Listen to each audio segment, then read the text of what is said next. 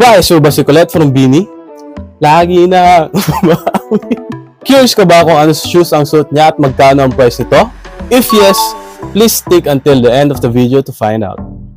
First shoe is the Nike Air Force 1 Mid X Off-White. So, nagustuhan ko sapatos na to is double-laced and yung spiked color outsole which brings uniqueness dun sa sapatos. And suot din to ng other Beanie members dun sa photoshoot nila. Second shoe is the Adidas Samba OG. So, no need na introduction sa Adidas Samba. A classic shoe with a timeless design. So, bumagay din talaga sa outfit ni Anger. Outfit ni Colette yung sapatos. Last shoe is the Converse Run Star Hike Canvas Platform. So, nagustuhan ko dito sa sapatos na to is yung classic Chuck Taylor is binigyan nila ng modern twist which is yung chunky midsole and yung sawtooth outsole niya. Yun lang, bye!